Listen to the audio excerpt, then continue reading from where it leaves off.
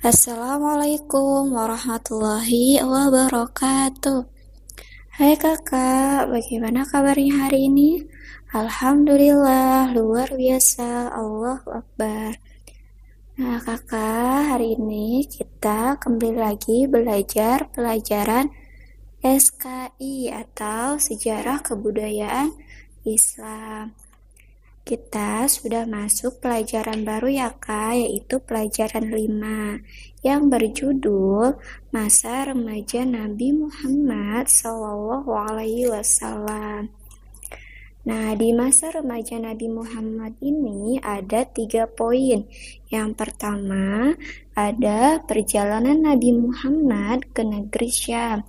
Yang kedua, cara berdagang Nabi Muhammad. Dan yang ketiga, ada pertemuan Nabi Muhammad dengan pendeta Buhairo. Nah, kita bahas satu-satu ya kak. Kakak sekarang buka bukunya halaman 61. Di halaman 61 yang pertama itu kita akan bahas tentang perjalanan Nabi Muhammad ke negeri Syam. Pada masa remaja, Nabi Muhammad itu diajak berdagang oleh pamannya. Kakak tahu siapa paman Nabi Muhammad? Iya, paman Nabi Muhammad yaitu Abu Thalib. Abu Thalib ini mengajak Nabi Muhammad untuk berdagang ke negeri Syam. Nah, pada saat itu Nabi Muhammad itu berumur 12 tahun. Usia yang sangat muda itu berdagang sampai ke luar negeri. Pamannya sengaja mengajak untuk mendidik Nabi Muhammad agar lebih dewasa, mudah bergaul, dan mandiri. Nah, sekalipun Nabi Muhammad hanya membantu pamannya, Nabi Muhammad sangat bersemangat dan tekun. Beliau belajar bagaimana cara berdagang dan melayani para pembeli dengan baik. Sikapnya yang sangat sopan dan ramah membuat masyarakat di sekitar negeri Syam sangat kagum kepada beliau. Ditambah lagi dengan paras Nabi Muhammad yang rupawan, yang tampan, bersih, dan rapi dalam berpakaian. Nah, hal ini membuat orang semakin kagum dan tertarik untuk membeli barang dagangan pamannya atau barang dagangan Abu Thalib. Berdagang bersama pamannya ke negeri Syam itu merupakan pengalaman Nabi Muhammad yang pertama dalam berdagang. Selama ini beliau hanya tahu mengembala kambing di gurun pasir. Sifat dan sikapnya yang baik sangat membantu pekerjaan barunya itu, Kak. Nabi Muhammad juga tidak pernah berbohong kepada pamannya dan pembelinya. Maka dari itu, pamannya sangat percaya kepada Nabi Muhammad dan pamannya pun banyak mengajarkan cara-cara berdagang kepada Nabi Muhammad. Nah, dengan sukarela, Nabi Muhammad mempelajari sedikit demi sedikit bagaimana berdagang yang baik dan benar. Ketika usia Nabi Muhammad 25 tahun, beliau berangkat kembali ke Syria, membawa barang dagangan milik saudagar wanita kaya raya yang telah lama menjanda. Wanita tersebut bernama Khadijah. Kakak tahu Khadijah? Iya, Khadijah itu istri Nabi Muhammad. Karena sifat dan akhlak Nabi Muhammad yang terpuji, Khadijah itu kagum kepada beliau. Dan kemudian Khadijah melamar Nabi Muhammad. Nah, lamaran itu diterima oleh Nabi Muhammad dan pernikahan itu segera dilaksanakan. Ketika itu Nabi Muhammad itu berusia 25 tahun dan Khadijah berusia 40 tahun. Kakak tahu tidak siapa orang pertama yang masuk Islam?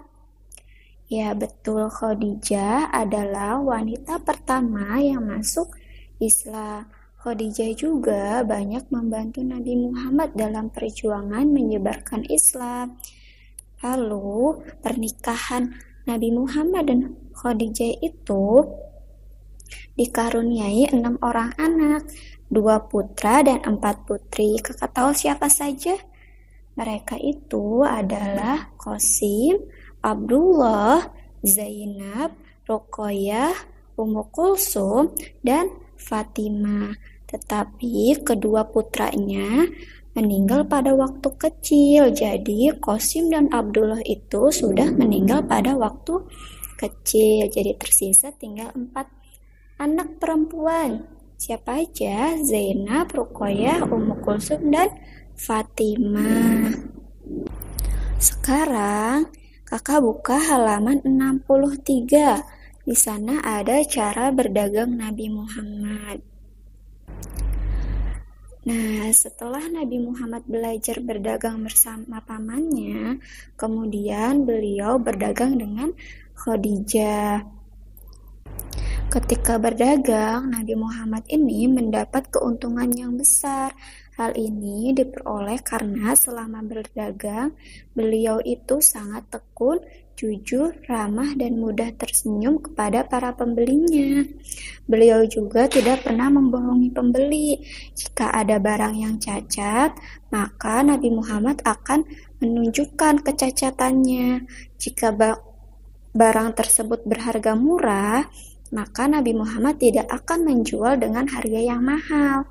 Dan jika barang itu banyak, maka Nabi Muhammad tidak pernah menyembunyikan atau menimbun barang tersebut agar mendapatkan keuntungan yang besar. Nah, karena kejujuran beliau telah menarik rasa simpati para pembelinya, mereka seolah-olah baru menjumpai seorang pedagang yang sangat jujur. Maka dari itu, banyak warga negeri Syam yang sangat tertarik untuk membeli barang dagangan Nabi Muhammad. Kakak buka lagi halaman 64. Di sana ada pertemuan Nabi Muhammad dengan pendeta Buhairah. Dalam sebuah kisah yang cukup dipercaya sumbernya mengatakan bahwa ketika Nabi Muhammad dalam perjalanan menuju Syam, terjadi keanehan yang luar biasa. Ketika itu, Nabi Muhammad tidak merasakan terik panasnya matahari karena dalam perjalanannya selalu dilindungi oleh gumpalan awan. Peristiwa tersebut mengundang keanehan orang yang melihatnya. Tanda-tanda keanehan lainnya adalah ketika rombongan kafilah Abu Thalib istirahat, lalu Nabi Muhammad yang masih muda itu terlindungi ranting-ranting pohon yang merunduk. Nah, jadi ketika perjalanan ke negeri Syam itu Nabi Muhammad tidak merasakan panas sama sekali karena terlindungi oleh gumpalan awan dan juga ranting-ranting pohon yang merunduk.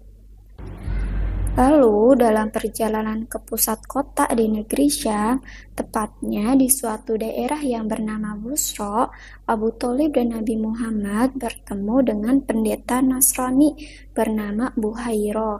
Ciri-ciri tertentu yang dimiliki oleh Nabi Muhammad telah diamati oleh pendeta. Pendeta itu mengatakan kepada Abu Thalib bahwa keponakannya akan menjadi seorang nabi terakhir di dunia. Hal ini diperkuat ketika pendeta itu meminta Abu Thalib untuk membuka sebagian baju Nabi Muhammad. Nah, terlihatlah tanda kenabian, khatamun nubuwah yang melekat di antara kedua belikat badannya yang suci. Nah, dari sana pendeta itu semakin yakin bahwa anak muda yang dijumpainya itu adalah benar-benar akan menjadi seorang nabi. Oleh karena itu, pendeta itu meminta Abu Thalib untuk menjaga keponakannya dengan baik hingga dewasa nanti. Nah, nasihat dari pendeta Buhairah itu didengarkan oleh Abu Thalib dengan baik. Setelah beberapa saat berdagang, Abu Thalib memutuskan untuk kembali ke Mekah. Tujuannya agar Nabi Muhammad selamat dari orang-orang jahat. Abu Thalib itu merasa bertanggung jawab atas keselamatan Nabi Muhammad dalam perjalanan. Abu Thalib merasa mempunyai kewajiban yang besar untuk menjaga Nabi Muhammad agar kelak menjadi orang yang berguna bagi agama dan umat manusia. Setelah peristiwa tersebut, Nabi Muhammad semakin disayangi oleh pamannya. Jadi Abu Thalib ini, pamannya Nabi Muhammad ini, selalu menjaga Nabi Muhammad. Beliau selalu sayang kepada Nabi Muhammad. Nah kakak, untuk hari ini cukup sekian pembelajaran dari ibu. Kita tutup pembelajaran hari ini dengan bacaan Alhamdulillah. Alhamdulillah. Wassalamualaikum warahmatullahi wabarakatuh.